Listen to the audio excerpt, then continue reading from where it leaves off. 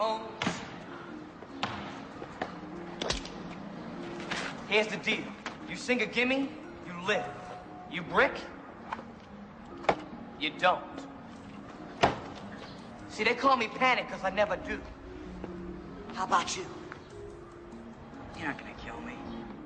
Maybe I won't. Or maybe I'll just have my dog rip your leg off.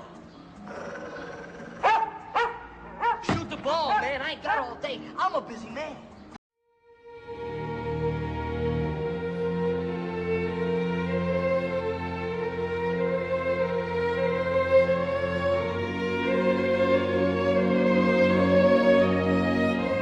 Bunch of ball-washing bastards.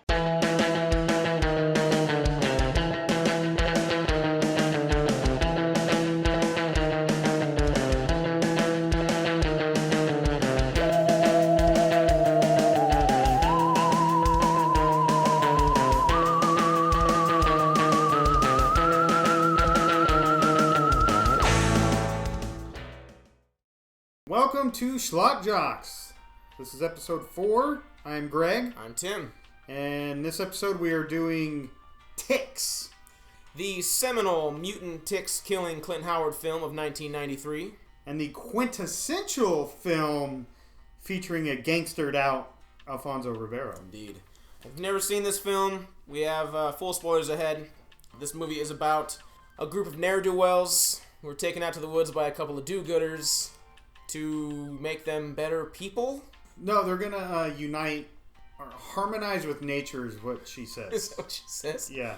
Okay. Get in harmony with nature. To make them better and people? bond with each other. Okay. Because everybody love everybody. Yeah. But they, of course, they are descended upon by mutant killer ticks. Yes. So there's your movie. It's got pretty damn good cast. The aforementioned Alfonso Ribeiro, who is of Fresh Prince of Bel-Air fame. Carlton Banks, if you don't know, somehow you don't know. He's all gangstered out in this movie. Yeah. He's got the shades and the backwards hat. Trench coat. Yeah. Says Holmes. Yeah, he does a lot. Got a switchblade. Pretty unbelievable. Yeah. It's really hard to buy him in this role. No. Once you've seen him as Carlton, he's so good at Carlton. Yeah. That's what he is. Yeah, and this came out in 93, so Fresh Prince is always well in its way. Yeah, you're probably... It's at its peak at this point. I think so. And he doesn't do a very good job of selling it. He's not a great actor. No. He's great at Carlton Banks, but anything outside of that is a little rough for him, I think. Yeah. Well, and he portrays this streetwise, but it's almost like out of a kids after school special type of thug. Yes, that's a good point. It's exactly like that. It's like if Saved by the Bell had a thug on their cast. Yes, it's clearly written by someone who doesn't know anything about that kind of life. No. Never listened to NWA or anything. So. No. He is a central character and one of the more entertaining aspects of it. For sure. Just because he's so bad. Yeah, exactly. Which is something you look for in a movie like this. Yeah. You know, and he delivers in spades. Then you got Seth Green. And this is early Seth Green, and he's playing like the same character he always played before Austin Powers. Like the nerdy, shy, wimpy ginger kid. Yeah, who apparently was left in the woods by his dad. So that makes him want to cry in the hallways at school. He gets nauseous for some reason. Yeah. Now he's out in the woods and he's reliving. Once again ditched by his dad. Somehow it's supposed to make him better. The dad drops him off with gangster Alfonso Ribeiro and just leaves him in the LA River or wherever they are. Yeah, I don't understand. Then you get Amy Dolenz, who was a childhood crush of mine. And she's popped up a bunch of times back in the day. She doesn't really work anymore. And then you have the man, the myth, the legend, Clint Howard. Oh, Clint Howard and his prolific B-movie career. Yeah. I think we looked it up. It was, 252 roles in his career, which is pretty damn impressive. And they're all perfect. Yep. And what's great about Clint Howard is he only has to be Clint Howard. Like, a director just has to be stand there and be Clint Howard. Say these lines. Please. It's going to be perfect. Be ugly as sin, because you are. Yeah. For those that don't know, Clint Howard is the brother of Ron Howard, who is not a pretty man. And Clint Howard is somehow uglier, but in a way that's endearing. Yeah. He might even agree how ugly he is. Well, he's made a career out of it. I was just about to say that. Yeah, exactly. Yeah. He is who he is. Not, having his brother be who he is helps. But and just his dad. And, right. Yeah, pretty They're a well-connected Hollywood family. Right, been around for a long time. But he's made his own. He carved out career. his own niche. Whereas Ron Howard has always been like A-level. Yeah. It's like Clint Howard is his bizarro world version of him. Exactly. Because he does nothing but B movies and bad comedies. Or like small roles in big movies, like Austin Powers. And I'm sure he's done. I'm sure he's been in some Ron Howard movies as well, in bit parts. Oh, I'm sure. Bizarro. Yeah. Ron Howard. That's funny. Yet even uglier. Poor guy. Yeah, sadly. He makes us ugly guys feel better about ourselves. So these kids are in the woods, and they're brought out here to do good, but they face not only mutant steroid-free ticks. Yeah, they face a couple of... They're weed farmers. I guess they're weed farmers. It's supposed to be a big secret operation, but everyone in town knows about it. The vet knows, the sheriff knows. Yeah. No one seems to really care. No. These guys are a very mismatched pair. And like the one guy, one works for the one, and like the boss guy has this like feathered Farrah hair. He wears a trench coat. He wears an ascot, which is almost insulting.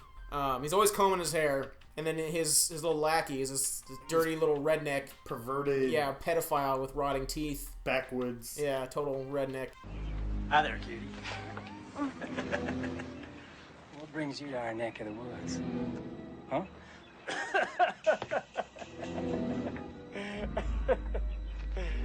Jerry. Manners. Yes, sir. A lot of times in this movie, the ticks will go to attack, but then the person will get away. But it seems like Alfonso, he just gets messed up throughout this whole movie. It seems like he gets attacked by ticks, he gets beaten, he gets shot. Yeah, his dog dies. His dog dies, which kudos to the filmmakers for that, because most movies will bitch out of killing the animal.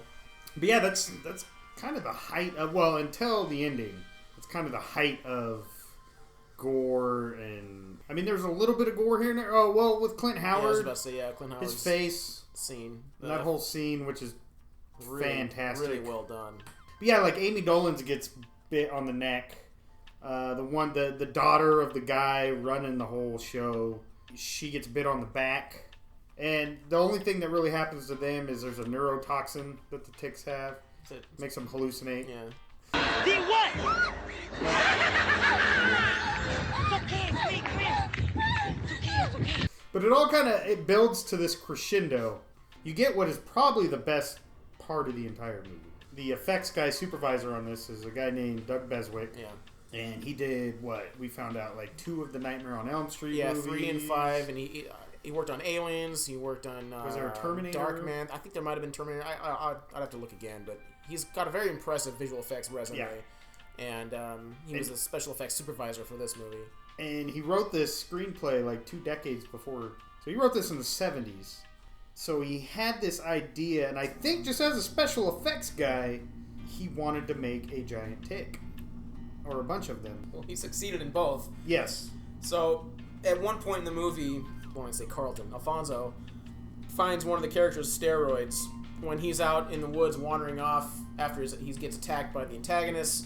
For some reason, he's been beaten, he's been shot, he's been attacked by a tick. There's a tick, like, in his leg. For some reason, he thinks it's a good idea to eat steroids. I don't understand the thought process behind that, what he's trying to do. Well, you know, if you've got ticks running around in your body, what are you going to do? If you have steroids, you eat them, apparently. Yeah. So, Carlton, he's beaten, he's wounded, he's got a tick, like, up in his leg. He takes the steroids. He makes it back to the house when all this shit's going down. Mm-hmm. He dies. But they cover him. They cover him, and then, you know, things happen. But then body starts twitching, and then you get these giant legs, like, coming out of his knees, out of his arms, and his body splits in half. We got a giant steroid freak tick out of Alfonso that we dubbed the Carl Tick. The Carl Tick. So it's pretty damn. It's one of the best ideas I think I've ever seen in a movie. Oh yeah, what a great idea! That giant freak tick just to spawn out of someone's body. It's fantastic. It's so ridiculous. I love it. Yeah. Shit like this, like that's why I love these movies. And well, it's amazing how long, when you think about it, Alfonso Ribeiro lived with a full-size tick running around and like just growing inside his body. Well, who knows when that even started, dude? I mean, yeah, I don't know, man. We can't. This is happening within hours. We cannot think about that. No. There was no. It was a head. When it was attached to his leg, he got the body off, but the head lodged itself in his leg. So not only did it grow a whole new body, but it became huge. So obviously none of this shit makes any sense. There's really no point in trying to break it down.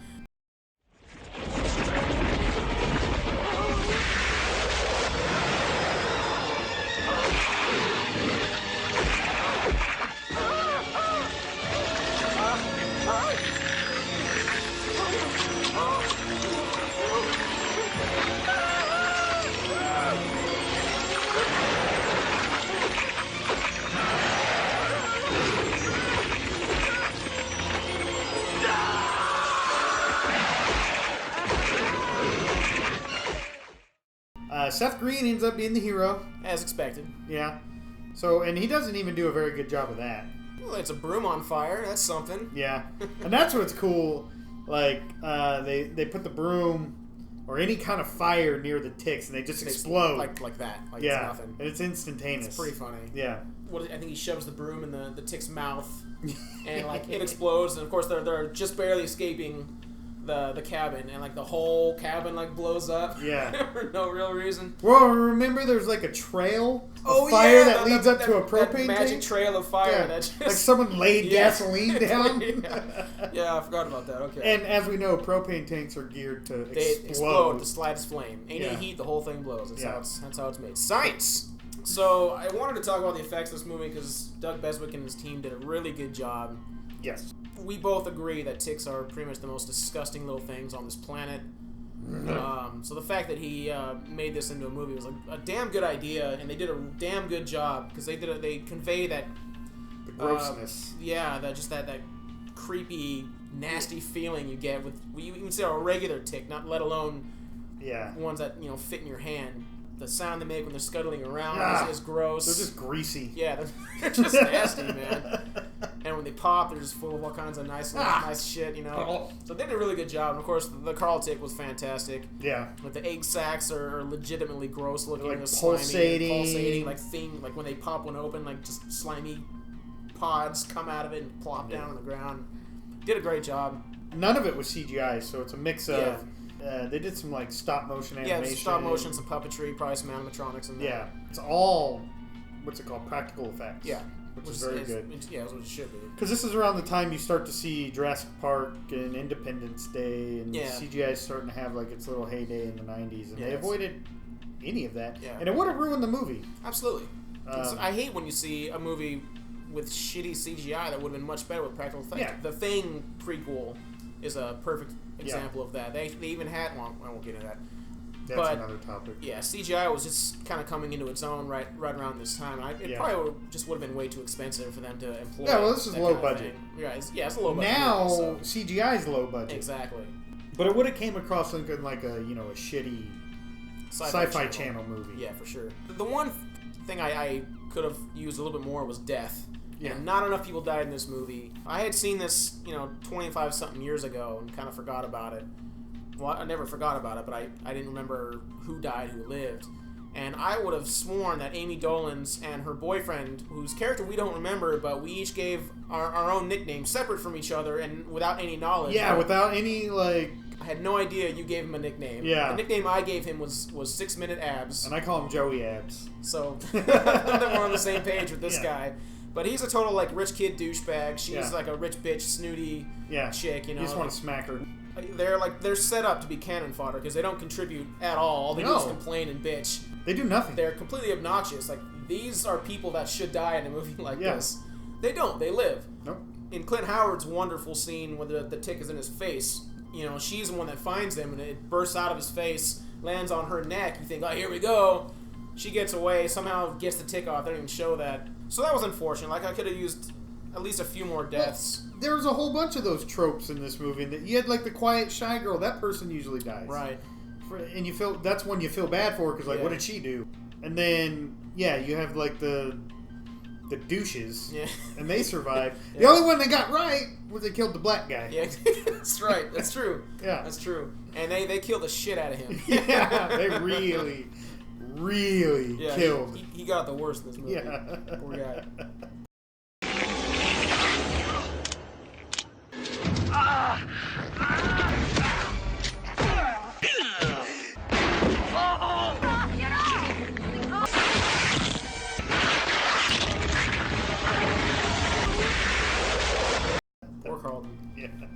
like I was telling you, I can't think of anything that... I'm not saying it's a flawless film. No, but it's... But there's nothing that just stands out like, oh, they really missed the mark. No, not at all. Everything you look for in a movie is in this. Yeah. You know, it's near perfect, really. Like, yeah. You will not be disappointed by this movie. No.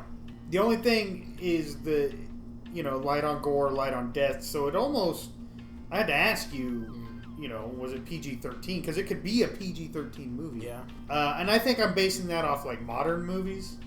I think for the time it was probably... Modern movies, this would definitely be a PG-13. Yeah.